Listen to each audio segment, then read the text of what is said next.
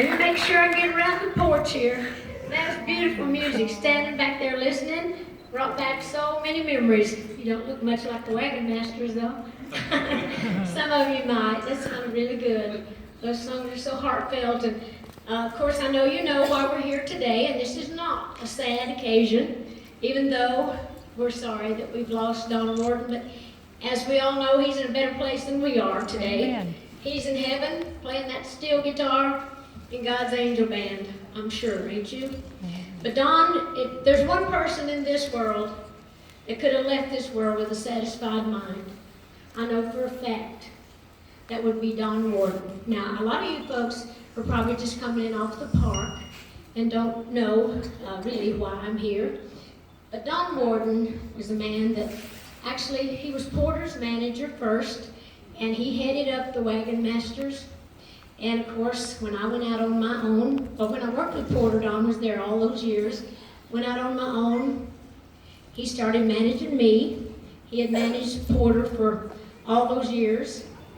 But Don is just one of those people that you're lucky if you know one person like that in your lifetime, because he had an angel spirit. His heart was true, and his heart was pure. And I don't know how many of us can say that about too many people. But Don was just so special to everybody he met, and especially to me. And when I started with the Porter Wagoner Show back in 1967, well, Don just kind of took me under his wing, just a country girl, straight from the Smoky Mountains, hadn't been in Nashville long. So he helped to guide me, to give me encouragement, to help me when things were kind of rough. And he continued to do that all through the years. He was like a brother to me, like a father figure, like a partner, like a special angel. And it's like there was nothing that Don Warden couldn't do. So I didn't have anything written up. I was just going to talk about Don and the way I felt him, the way I knew him, and the way I will always remember him. But Don was a man of many colors, truly. He was very shy. He didn't talk much, but he was like E.F. Hutton when he did talk. People listened. You always had to listen close, because Don had words of wisdom. He had a great and funny little sense of humor, and everybody loved all the stories he used to tell from his childhood. But he would talk about all the early days with Porter. See, Don had his own band. He was always involved in music. Before he started with Porter, he had his own band called the Rhythm Rangers, I think they were called. And he traveled around, and then all those years with Porter, they were the Wagon Masters, and Don headed up that band. He was the band leader, played the steel guitar, and sang all that beautiful tenor that everybody remembers on all those Porter Wagoner songs. But anyhow, Don not only did all that, he managed Porter, as I mentioned. He also was the accountant, took care of all the money. He was the promoter. He booked all the shows. He would go to the shows, collect the money, make sure that everything was settled up at the ends of the shows, and then he'd get back on the bus, and he drove the bus. Not only that, he was the mechanic. Not only that, Don would go buy these buses, the shells of the buses, mine and Porter's, all through the years, and he would build the buses. He built all the cabinets, he built the furniture, the bunks, he just absolutely did everything. So he would build the buses, and Ann Warden, his beautiful wife here, they were a great team. Back in those Porter days, she did all the, I'm going to pay tribute to you as well, because you and Don were the perfect team. But anyhow, Ann would do all the program books, get all the pictures, write all the stuff under all the pictures. She did all the merchandise, not only for the Porter Wagoner Show, but for my stuff also. But Don and Ann worked hand in hand with all this. But Ann was a great, like I said, a wonderful partner, and he loved her dearly. And he said she's the classiest, smartest, most creative person that you'll ever know. And she was, and she is.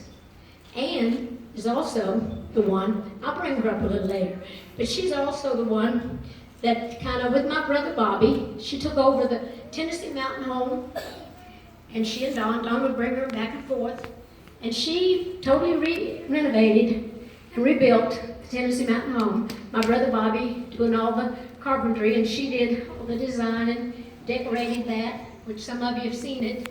It's wonderful. Thank you for that. She also was instrumental in putting this wonderful museum together. The Chasing Rainbows at the start. She just had so much class. She's the one that invented, created, and developed the little Dolly Parton doll years ago with the Goldman. Is it Goldman people? Yeah. Goldberg or Goldberg? Goldberg company. But anyway, she and Don just worked together on so many things. Hi there. I see your coat of many colors. You're cute. Love that. Anyway, so Ann was just so special, and she and Don, as I mentioned, made a great team, because they'd get in that bus. I'm sure they'd fight like cats and dogs, I'm not sure. I doubt that Don would fight anybody, though. He was so quiet, I'm sure he just let you have your way, right, when you got to doing your part. But anyhow, Don, he also was a pilot. He used to fly a little small airplane. Of course, Porter was scared to death to fly, and so he didn't want to travel like that. I didn't like flying either, so Don couldn't get us in that little plane. But he used to go places, and through the years, Don was just one of those people who was so adventurous. He was just a little guy, but he was so big in every way. He was just a person that he thought big, he worked big, he did big, and he would come up with these weird places to go on vacation. I'm sure Ann would never go with him, because he would take that plane and go up to some of these little places. I know once he got dropped out of a helicopter or something into some little place in Alaska, and the Eskimos, he said, and he used to tell us all these adventures, all these stories of his. He said once that he got dropped into this little village, and they were like really, really backwoodsy, so to speak. And he said it was the kind of thing that the man would offer you his wife, and if you didn't take her, it was an insult. And we said to Don, well, did you take her? He said, well, I'm here, ain't I? So he never would say if he did or didn't. He just had a great sense of humor. But he would do all these wonderful things, and he had so many stories that everybody just loved. You know, he was, like I say, he just kind of was shy with it. He didn't talk loud or anything, but he was just absolutely precious.